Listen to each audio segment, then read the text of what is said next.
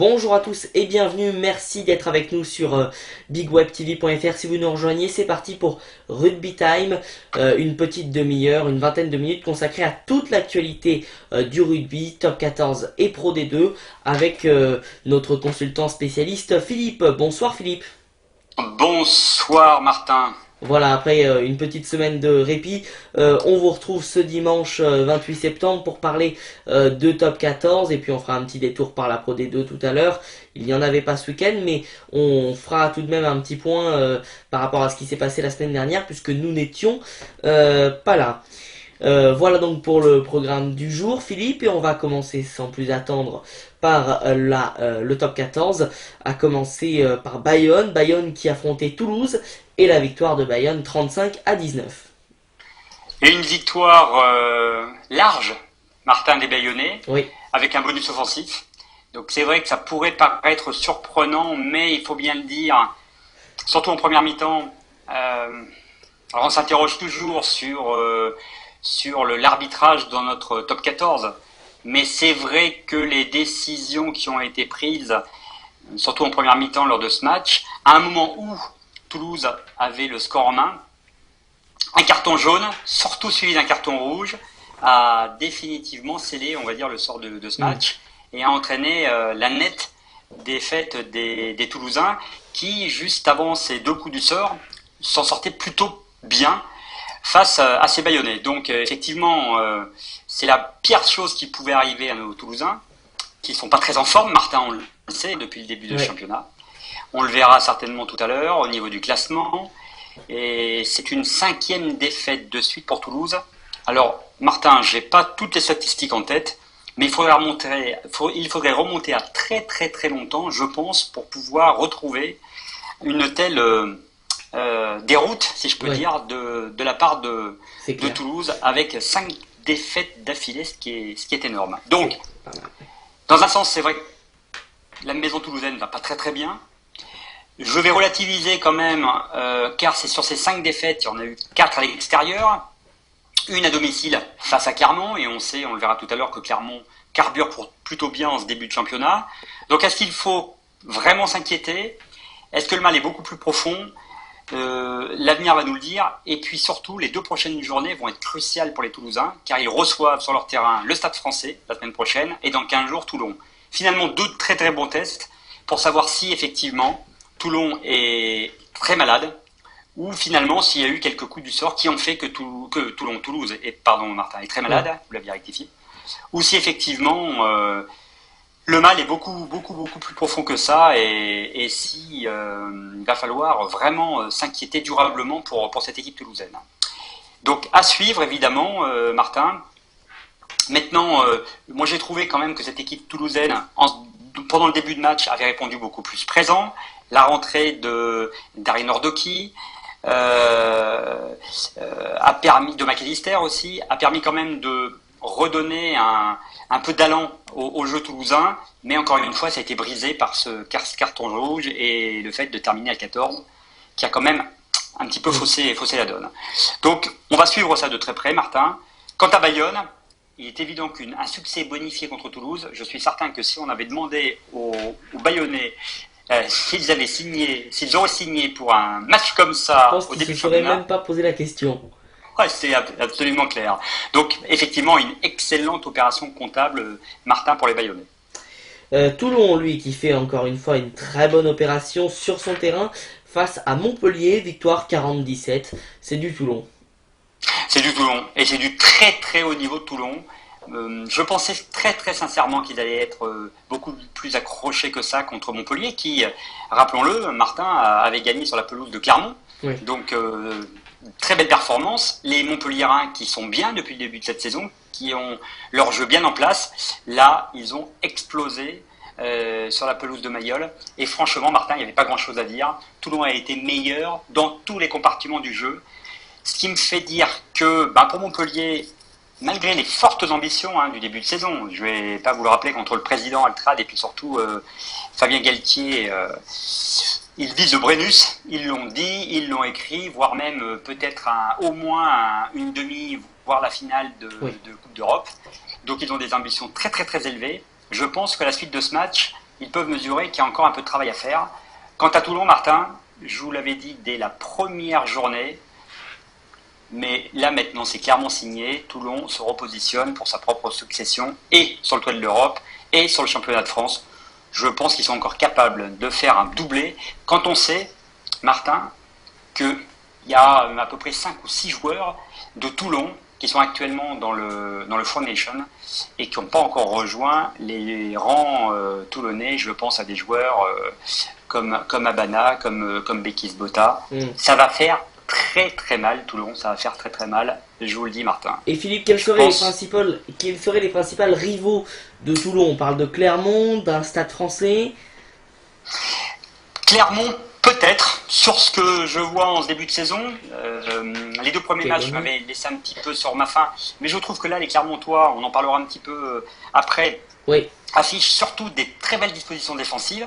Chose que je n'avais pas vue l'an dernier de la part des Clermontois. Donc peut-être un outsider, un challenger potentiel à Toulon.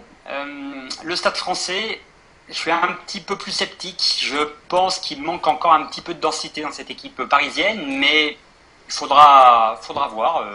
En tous les cas, ils ont de sacrés bons arguments. Le Racing, je pensais qu'ils allaient être rodés un petit peu plus vite que ça, pas vraiment. Oui, Martin, je dirais peut-être que Clermont aujourd'hui. On le verra, hein, c'est au mois de novembre, hein, il y a un Toulon-Clermont. Si elle va nous promettre une affiche alléchante, là, je crois que ça sera juste après les matchs de poule de la Coupe d'Europe, donc les équipes seront chaudes. Très bonne remarque, Martin, c'est vrai que exactement, ça arrivera juste après ces 2 matchs, les 2 premiers matchs de Coupe d'Europe, et là on pourra vraiment voir le potentiel des 2 équipes et voir si Clermont est capable d'aller chatouiller un peu ces Toulonnais. Le Stade Français a battu La Rochelle 43-10.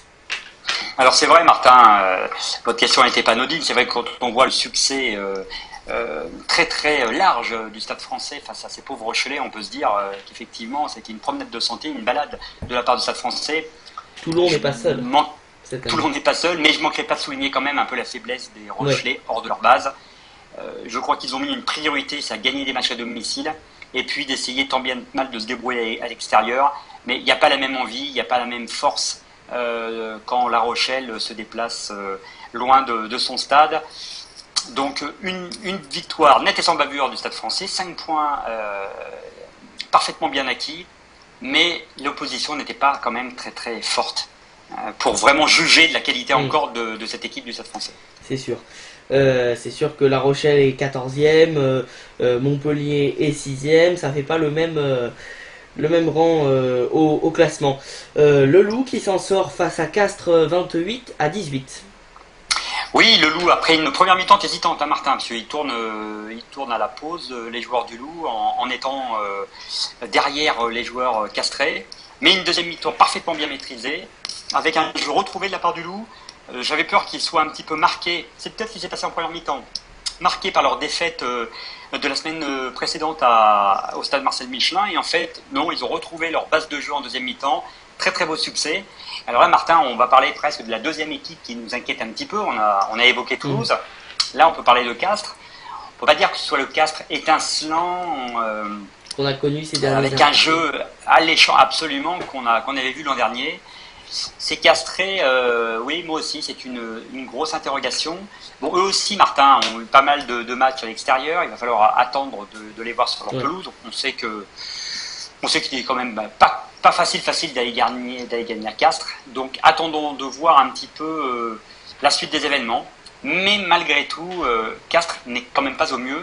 Et quand on sait que, je crois avoir décodé ça aujourd'hui, Rémi Thalès, l'ouvreur de l'équipe de France et du Castres Olympique, a donné son accord, maintenant c'est un secret de polichinelle, au Racing, alors qu'on n'est qu'à 7 journées du début du championnat. Ça peut paraître un petit peu étonnant, et surtout pas tellement donner de la stabilité du lion à cette équipe castraise. Donc peut-être deuxième équipe qui est un petit peu inquiétante, Martin. Grenoble face au Racing et la victoire de Grenoble à l'arraché 27-25.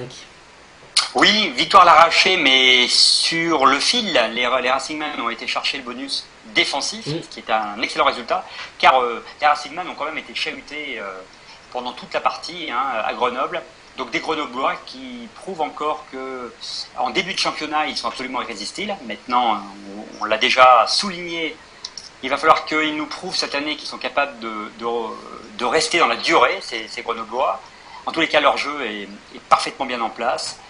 Les recrues, dont on avait quelques interrogations, mais sont particulièrement efficaces. Je pense à un Wisniewski qui a fait le transfert du Racing à Grenoble et qui reprend une seconde jeunesse là, dans ses rangs grenoblois. Voilà, il y a de la cohérence en ce jeu, il y a une bonne équipe et Grenoble, comme les années précédentes, se place en outsider.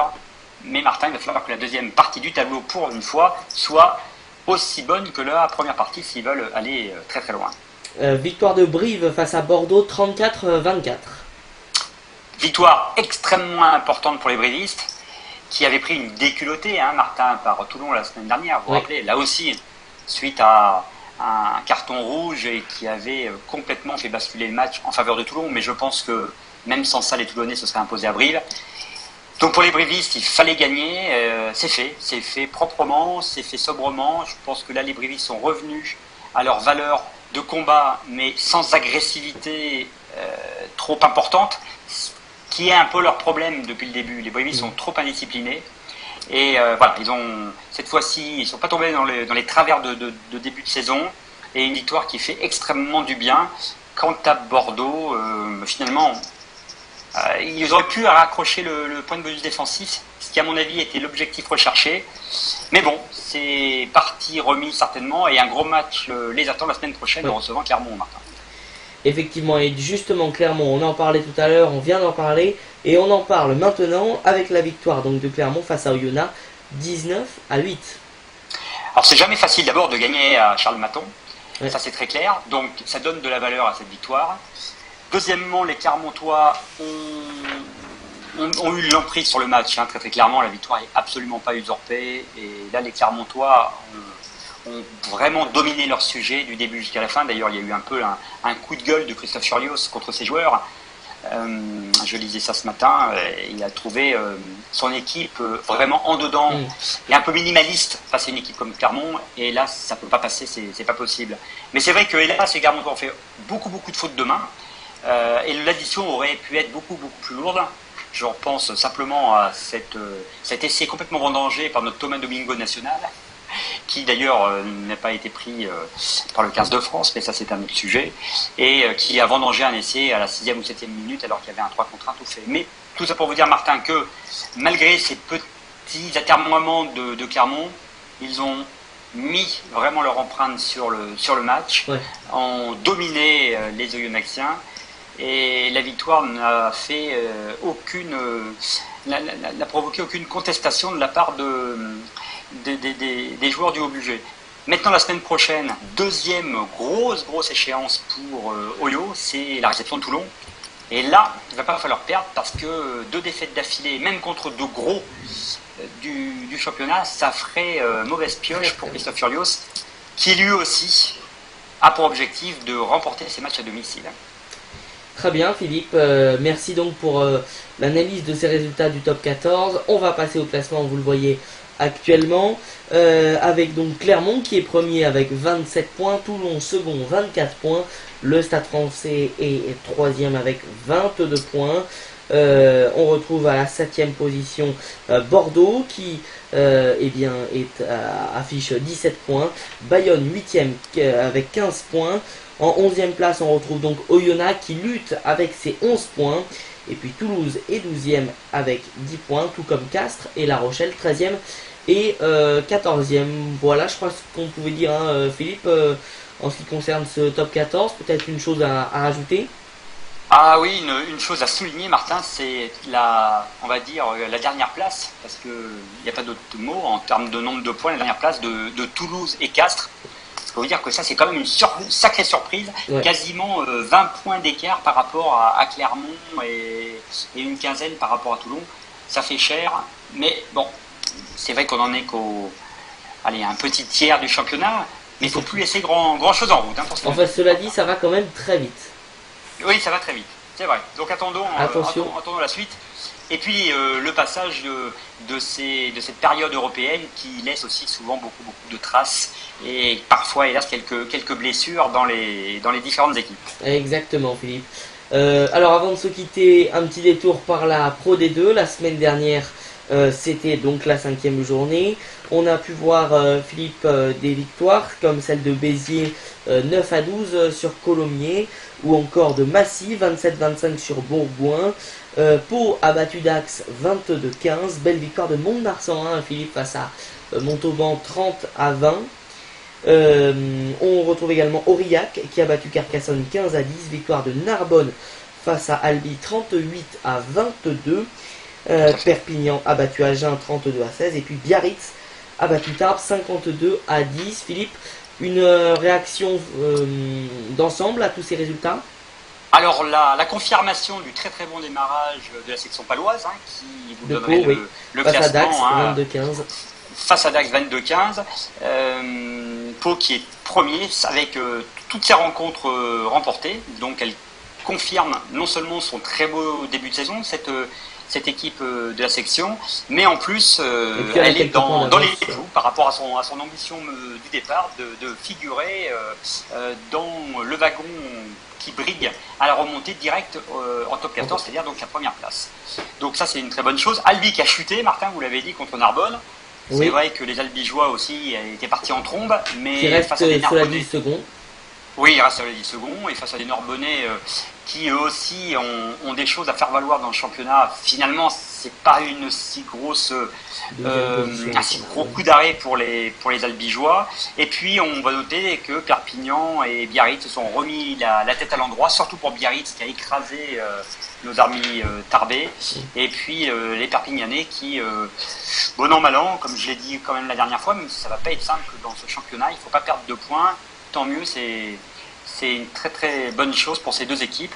Et puis je soulignerai simplement, Martin, la belle victoire de Massy, la première victoire à l'arraché de 2 petits points, mais très importante contre les Bergaliens. Voilà, ça va là aussi pour les équipes, on va dire un petit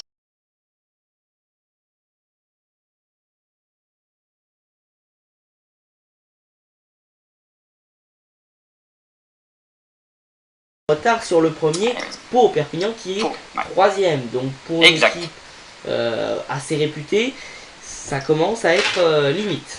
Oui, mais c'est vrai, Martin, vous avez raison de le souligner, et on voit bien que pour les anciens pensionnaires du top 14, la Pro D2, c'est un autre championnat. C'est pas le même jeu. C'est pas de tout repos, c'est pas le même jeu. Allez voir un match de top 14 et un match de Pro D2, vous nous en direz des nouvelles. Absolument.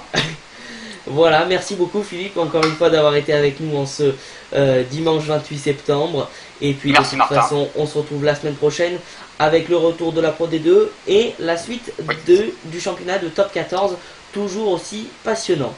Merci Philippe. Bonne soirée Martin, et à